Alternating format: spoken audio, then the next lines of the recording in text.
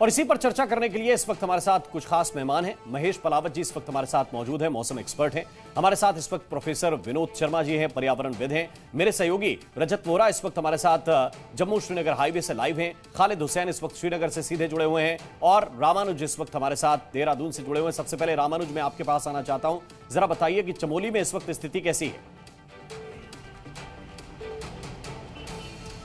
देखिए राममोहन, चमोली में स्थिति जो है उसको लेकर के मुख्यमंत्री पुष्कर सिंह धामी थोड़ी देर पहले अभी आपदा कंट्रोल रूम में पहुंचे हैं। अभी जो 42 मजदूर लापता हैं उनके लिए लगातार सर्च ऑपरेशन चलाया जा रहा है। आईटीबीपी, एसडीआरएफ, एनडीआरएफ के साथ में लोकल एडमिनिस्ट्रेशन की जो टीम है वो घटनास्थल पर पहुंच करके रेस्क्यू ऑपरेशन चला रही है।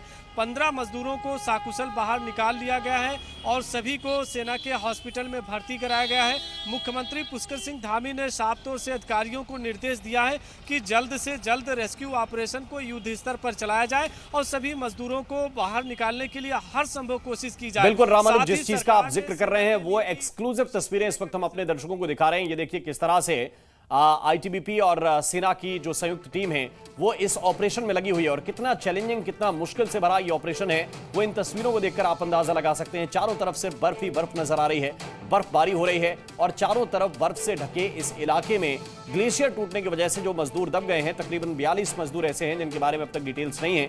15 मजदूरों को निकाला गया है और अभी भी वहां से मजदूरों का रेस्क्यू ऑपरेशन जारी है, यानी कि मजदूरों को सकुशल निकालने की कोशिश कर रही है। जैसा कि डीआईजी ने बताया था कि आईटीबीपी की भी मदद ली जा रही है, सेना की भी मदद ली जा रही है, हेलीकॉप्टर्स भी तैयार रखे गए हैं। और ये देखिए ऑन ग्राउंड क्या चल रहा है, ग्राउंड जीरो पर इस वक्त क्या चल रहा है वो तस्वीरों के जरिए हम बयां करने की कोशिश कर रहे हैं। इसमें आप देख सकते हैं कि कितना मुश्किल से भरा ये ऑपरेशन है, क्योंकि ऐसी जगह पर पहुंचना ही बहुत कठिन काम है। इसके बाद फिर वहां पर इस तरह के ऑपरेशंस को अंजाम देना और बर्फ हटाकर जो टूटा हुआ ग्लेशियर है उसके नीचे जो लोग दबे हुए हैं, आप देख सकते हैं कि पीछे कुछ गाड़ियां भी नजर आ रही हैं और वो भी पूरी तरह से बर्फ में ढकी हुई हैं, यानी यहां पर वाहन चल नहीं सकते, यहां पर पैदल ही जाना पड़ेगा। और ऊपर से मजदूरों को बचाने का जो मिशन है उसमें लगे हुए हैं आईटीबीपी के भी जवान हैं, उसमें सेना के भी जवान हैं और इनको बचाने की कोशिश लगातार जारी है, जिसकी एक्सक्लूसिव तस्वीरें इस वक्त हम आपको दिखा रहे हैं। और महेश जी इस वक्त हमारे साथ जुड़े हुए, मैं उनके पास चलना चाहता हूं। महेश जी, ऐसी स्थिति अचानक क्यों बनी? जब हम देख रहे थे कि तेजी से गर्मी बढ़ रही है, फिर अचानक मौसम ने यह ऐसा यू टर्न क्यों लिया? आपका क्या आकलन है?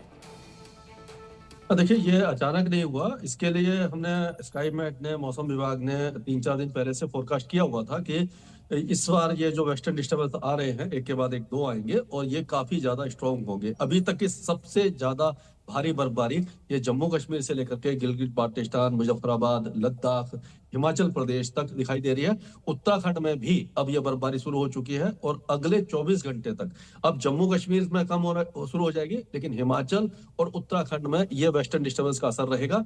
उसके बाद कल और परसों मौसम थोड़ा सा साफ होगा, लेकिन 2 तारीख को एक नया वेस्टर्न डिस्टर्बेंस आएगा जिसके प्रभाव से 2 और 3 तारीख को फिर से हैवी स्नोफॉल की आशंका दिखाई दे रही है। तो ये जो वेस्टर्न डिस्टर्बेंस है यूजुअली नवंबर से शुरू होते हैं और मार्च या अप्रैल तक जाते हैं।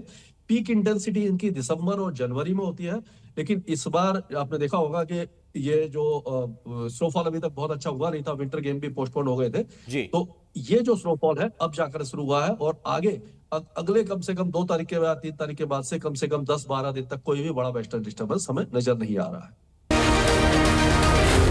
सी न्यूज़।